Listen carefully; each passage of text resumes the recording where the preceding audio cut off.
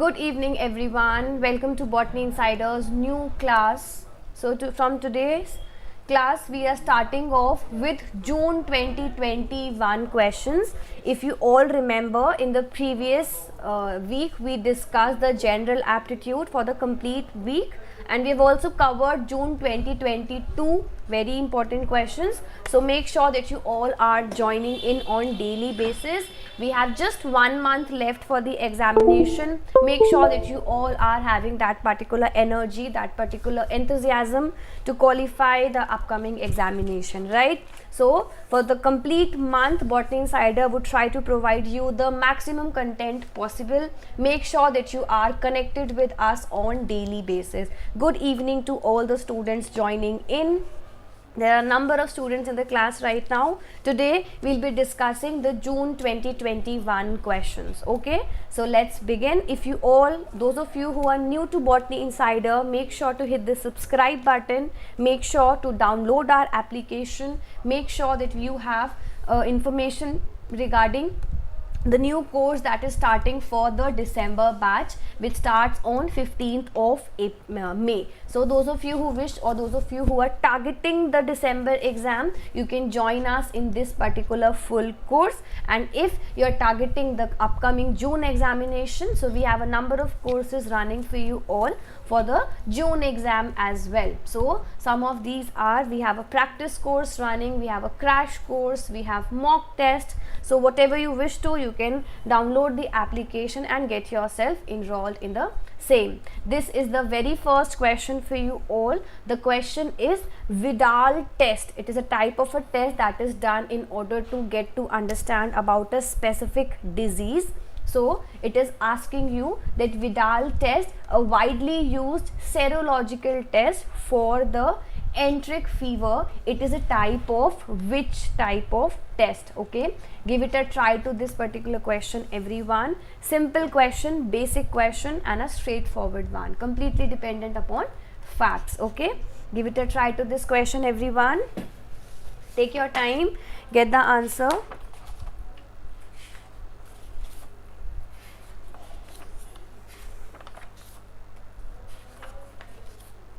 I've bought part B, part C, both type of questions. Make sure that you all are joining on daily basis.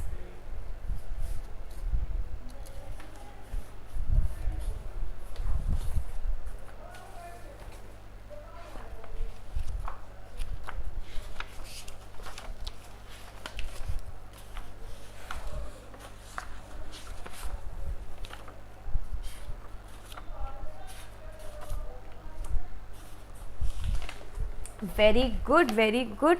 Majority of you are marking the answer as option number B. Everyone, give it a try.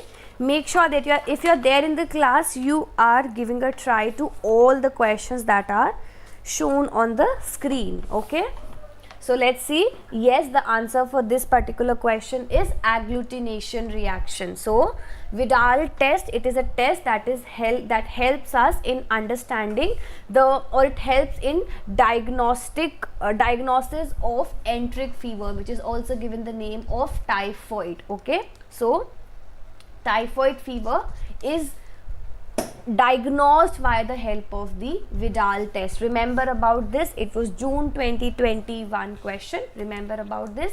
Next question, again it is sort of a repeated question, I would say, because in the previous years 2 to 3 times this particular concept has been asked, sometimes in the format of the examples of living fossils, and in 2021 CSIR gave the question just by asking you the basic information or the basic thing regarding what living fossils are all about. Okay, so given below are the 4 statements regarding living fossils. You need to find out the correct statement. Good evening Selva.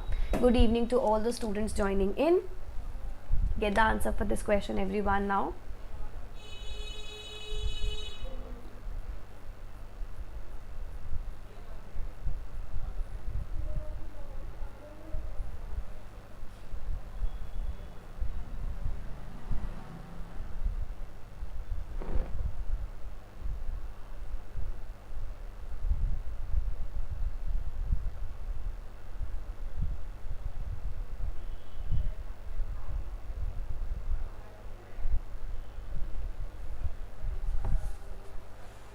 Very good, very good. Everyone, give it a try to this question. 10 students are there in the class right now. 11. Okay. Question is asking, given below are few statements regarding fossil, and we need to find out the correct statement. First option, living fossils are the impressions of the extant organisms in the old rocks. Second, living fossils show high morphological divergence from the fossil records.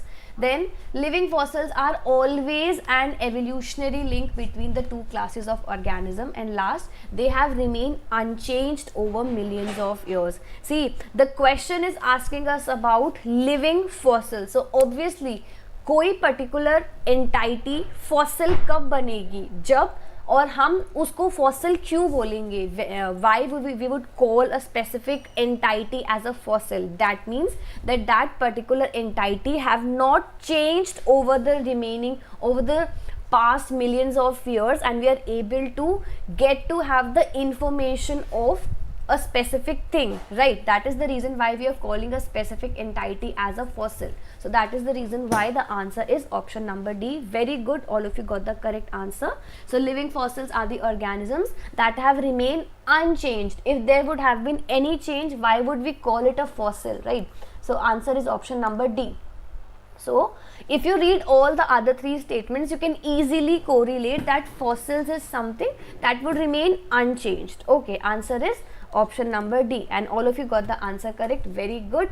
Next question, which one of the following gas is present in the stratosphere at the highest concentration, at a concentration higher than its concentration in the stratosphere? Get the answer for this particular question, everyone. Give it a try.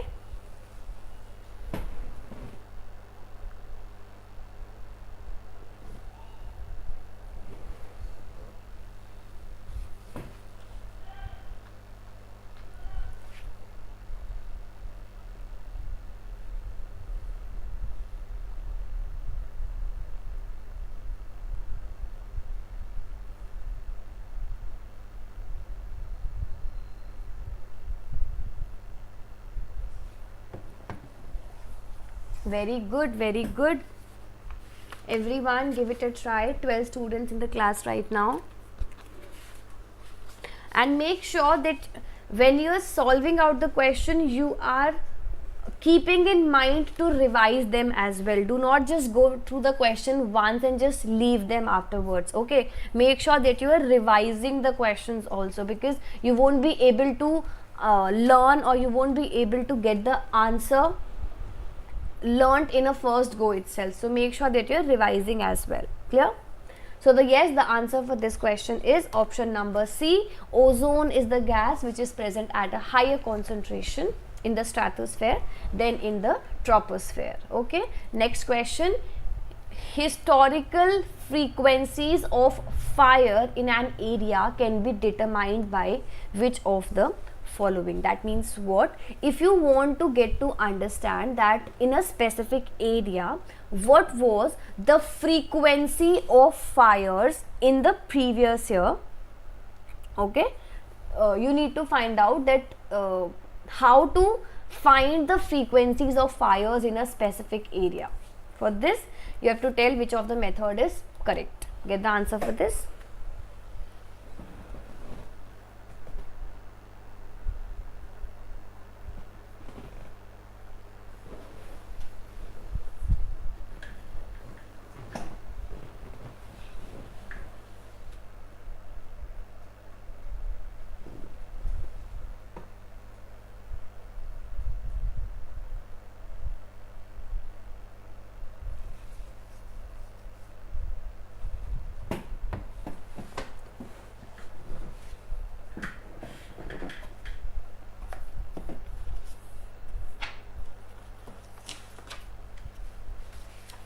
Give it a try, everyone.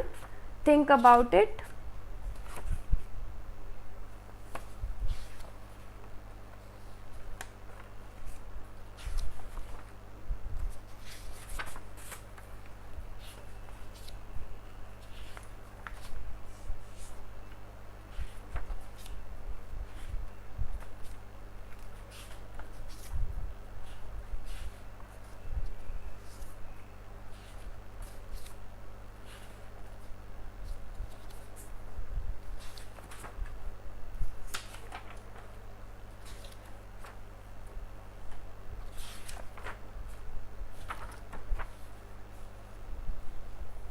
Yes, done?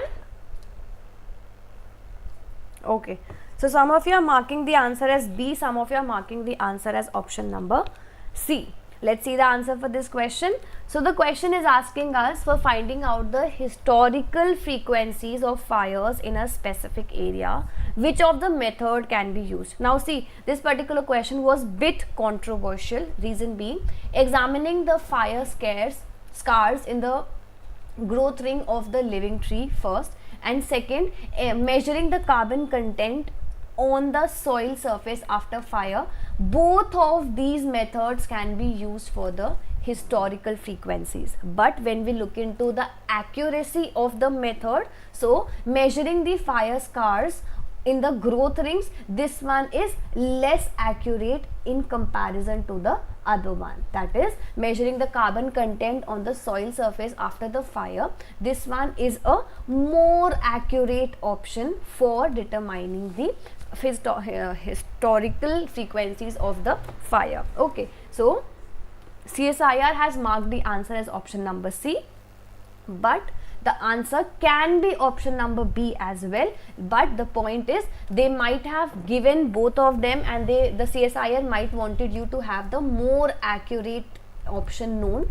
So they have given the answer as option number C in the answer key. Okay, but if by chance in the upcoming examination or in the future examination you might get B option as the only option in the question, then you can mark this answer as the correct one. Okay, so for this question, because both of the options are available to us, we'll be marking the answer as option number C. Reason being, this one is a more accurate option. Okay, I hope this is clear. So some of you marked the answer as B, some of you have marked the answer as C. So this particular question is correct of all, but अगर हम CSIR answer key के according देखें, so those of you who have marked the answer as C, your answer is correct. Okay, remember about this. Next question, consider the following 4 geological period, and you need to find out, or you need to arrange them in the correct arrangement of the geological period from the earliest to the recent one. Okay, earliest to recent one you have to arrange. Get the answer for this, everyone? Give it a try.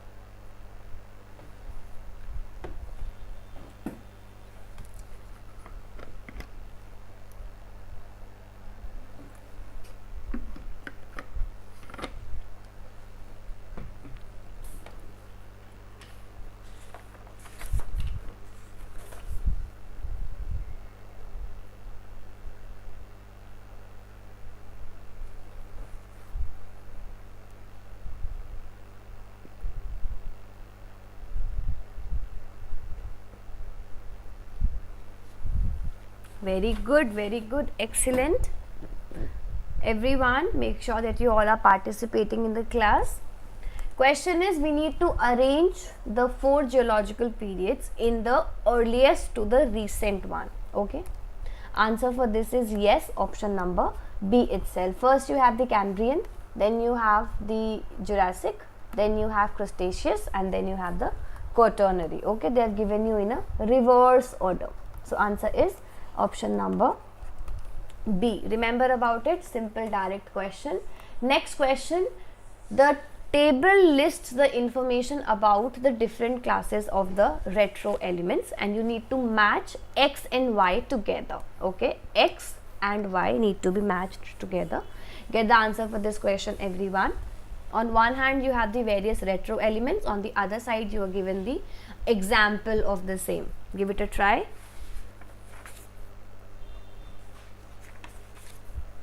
This one is again a very simple question.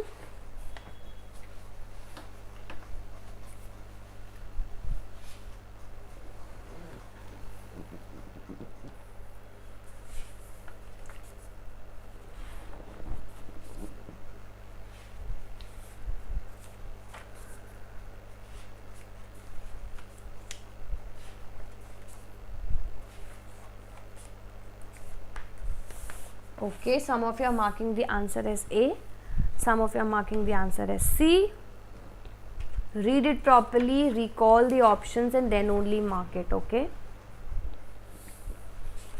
14 students are there in the class right now. Make sure you all are participating.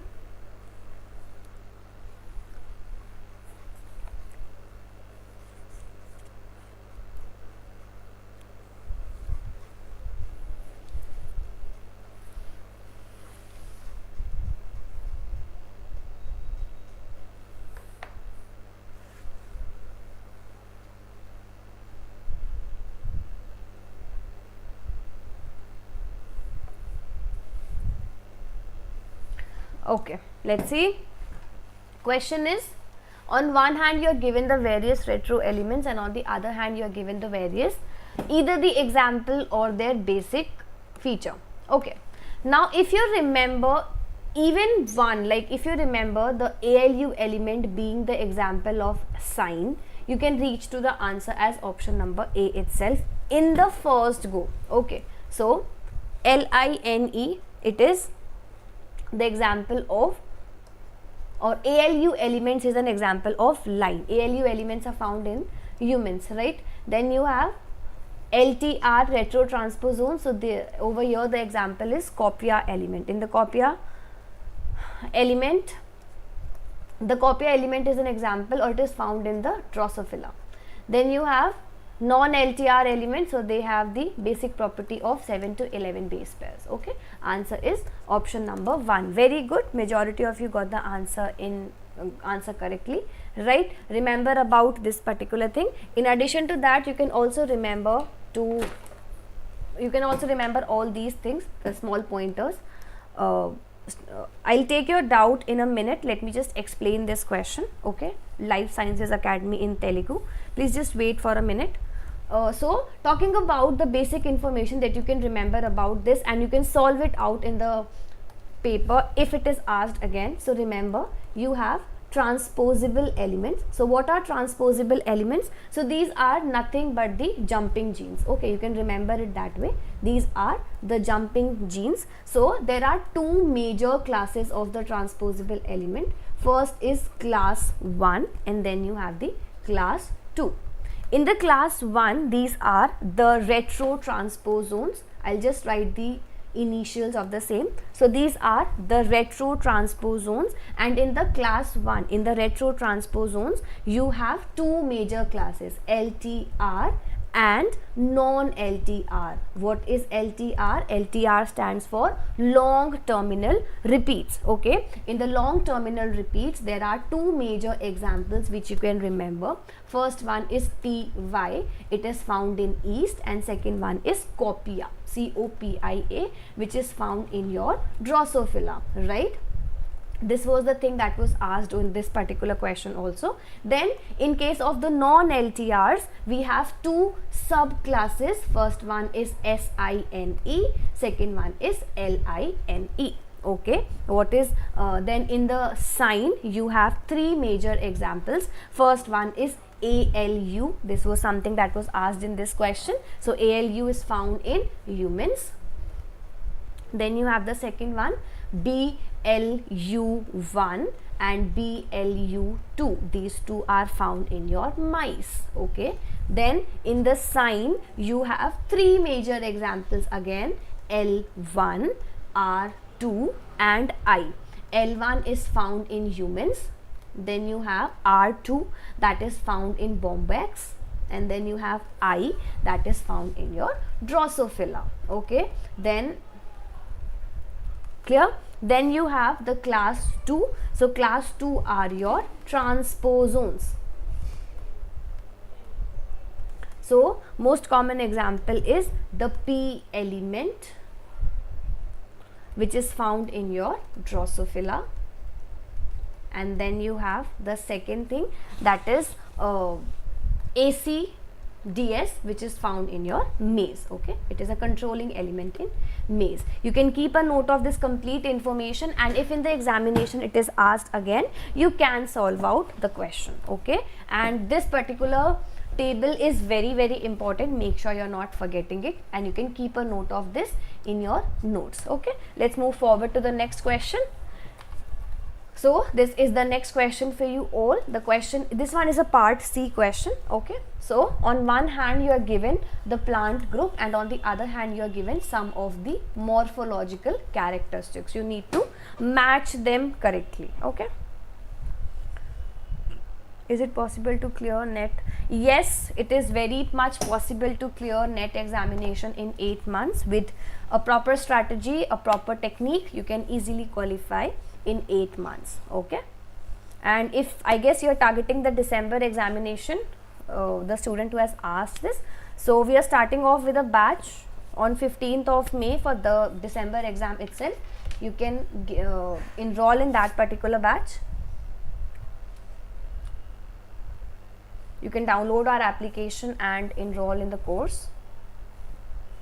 Let me share the information. Till then, everyone else, please make sure that you are marking the answer for this.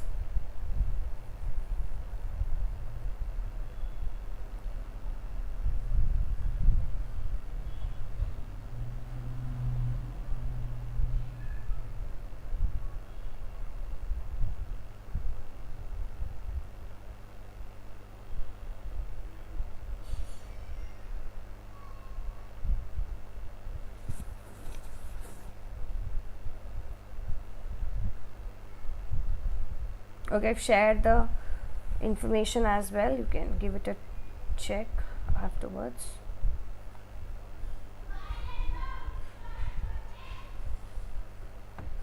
Okay, everyone, give it a try to this question. Easy question, simple question.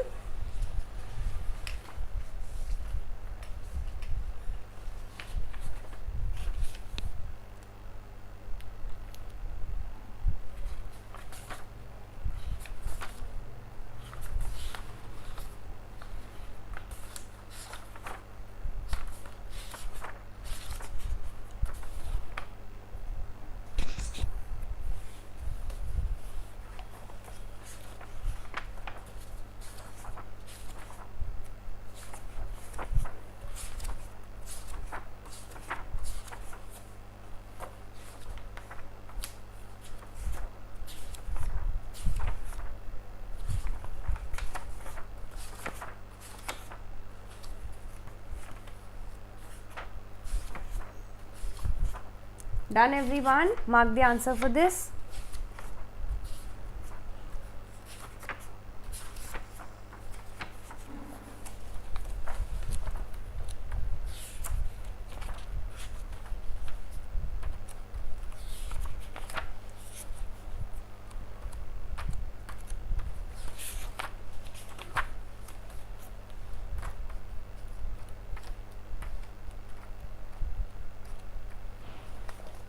Okay, let's give it a try to this question now. Okay, so before going into the question, let me give you one more information regarding the lower botany, the basic bryophytes.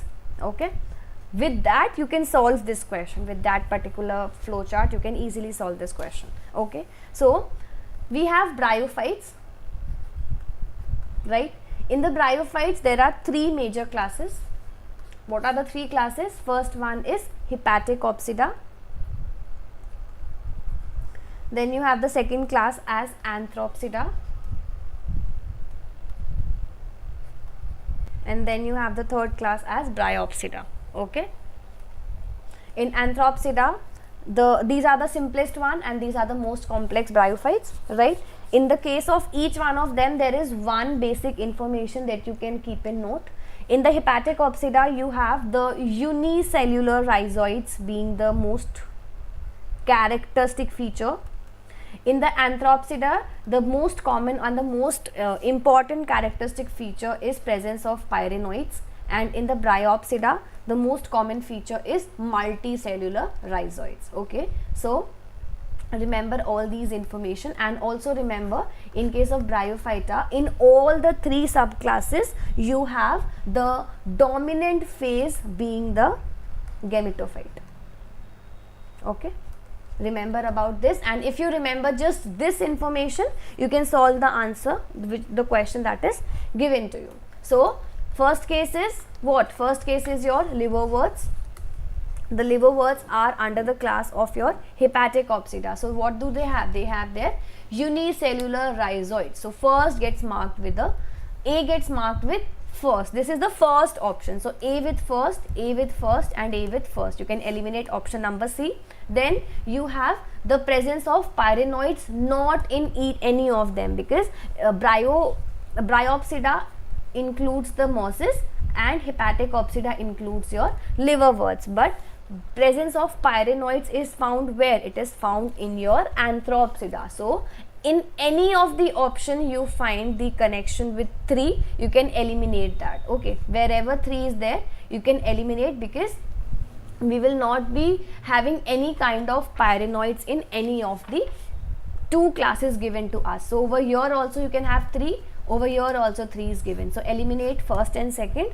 Answer is option number D. So in the liverworts, what do you have? In the liverworts you have the unicellular rhizoids and the gametophyte being the dominant phase. Same in the case of the mosses as well. You have multicellular rhizoids, you have the stomata on the sporophyte, and you have the dominant sporophyte. Okay, so with this you can reach to the answer as option number D. Majority of you got the answer incorrect, and I am expecting that now your concept is clear. You can keep a note of that particular table and then you can solve it out very easily. Remember, in case of bryophyta, there are 3 major classes: hepatic opsida, anthropsida, and bryopsida. Hepatic opsida include your liverworts, anthropsida includes your hornworts, and bryopsida includes your mosses. In anthropsida, there is the presence of pyrenoids only, and then in other 2, that is hepatic opsida and bryopsida,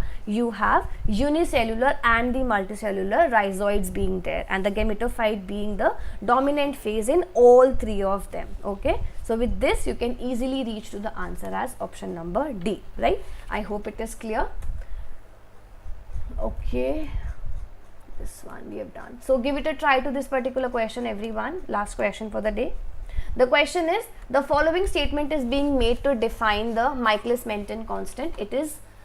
There are 4 options and you need to find out the combination of the statements being correct in nature. Okay, get the answer for this question, everyone. Easy question.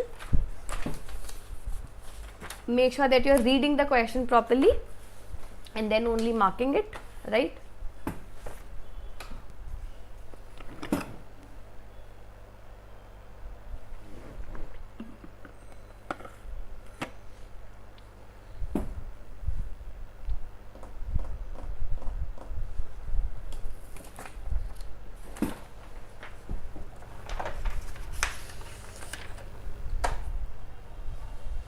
Mark the answer for this, everyone. It's simple, straightforward question.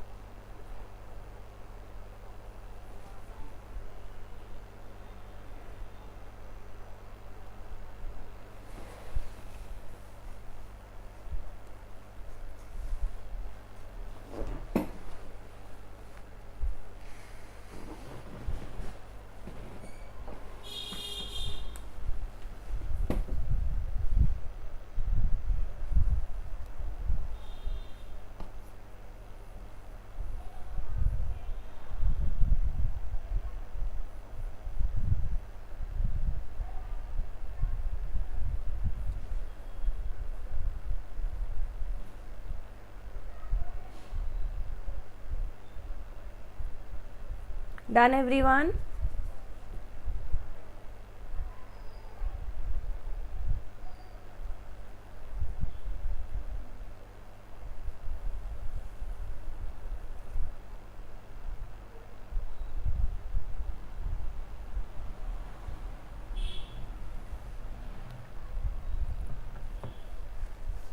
Okay. Question is asking you that there are few statements made regarding the Michaelis-Menten constant. It is independent of the enzyme concentration and substrate concentration. Second, it is equal to the dissociation constant. When the ES complex dissociate more rapidly than the product formation, then it is equal to the dissociation constant when the product formation is more rapid. Last, it does not depend upon the intrinsic properties, that is, and also on the temperature, pH, ionic strength, etc. Now see, they are talking about the Michaelis-Menten constant, right? And they are talking about the let's not talk about the Michaelis-Menten in an nutshell. They are talking about enzyme, right? And if you look into the fourth option, which is saying that it is not dependent upon the pH, temperature and the ionic strength. If you approach this question in a smart manner, enzymes, all the enzymes are proteins, right? And the protein can get denatured if the temperature is of very high level, right? That means proteins depend upon the temperature, they depend upon the pH, they depend upon the ionic strength. That means a specific range of all these entities are very important for the protein to function properly, right? So I can easily and in a very smart and efficient manner, I can eliminate option number D very easily, right? And if I can eliminate option number D, I can eliminate 3 of the options on a go, like without even reading any other option. I can reach to the answer as option number A, right? So make sure that you are putting in all the tricks also while you are solving out the question. See, remember one thing, in the examination there is no point going ahead with the question via reading all of them, because in exam you need to save your time as well, and for saving time you need to have a very good understanding of having the smart tricks for solving out the questions. Okay, so if I would have applied my smart trick for this question while I'm sitting in the examination, I would have first observed all the options, all the statements that all the combinations that are given, and then I can on a go get to know that D is a very potential statement. If D is correct, I have to move ahead with 3 options, but what if D gets incorrect? I can eliminate D and reach to my answer even without reading these, right? So make sure that you are having this particular concept clear in mind, that you have to go in a back induction method. What is the back induction method for solving out the questions? Always read the first statement, then the last statement, and then the options first, like whatever combination is given to you, and just check in a minute that what is the combination that you can apply and quickly reach to the answer. First statement will help you understand what is the question about. Last statement will help you understand what you have to do in the question, and the options will help you to understand how you have to do the question. So what is the question all about, what you have to do in the question, and how you have to do. When these 3 elements get clear, the question is very easy to solve. Okay, so this is one of the pro tip that you can take from my end. So on daily basis you will be getting one pro tip from my end in these marathon classes. Make sure that you all are joining in, because all these tricks, all these tips will help you solve out the question in the examination. Okay, every day 8 o'clock we'll be having the classes on YouTube. Make sure you all are joining in, and we'll be solving out either the question, or we'll be having discussion of some important topics, or we'll be having some of the strategies discussed in one way or the other. Okay, so this was the class for you all. I hope all the questions are clear to you. Join in tomorrow also. We'll discuss few more questions, we'll have few more things discussed, and it will be helpful for your upcoming examination. Okay, any doubt, anyone?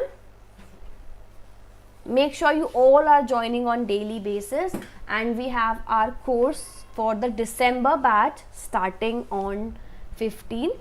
If any of your friend or any of you is targeting the December exam. Join in with us in the full course. You'll be getting hard copy notes in the same prices, no other hidden charges, no other hidden cost. Okay, so all the best, good luck, take care everyone.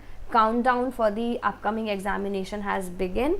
Do not be stressed, do not have any kind of problem in mind. Make sure that you are at peace and you are preparing properly. Okay, bye everyone, take care.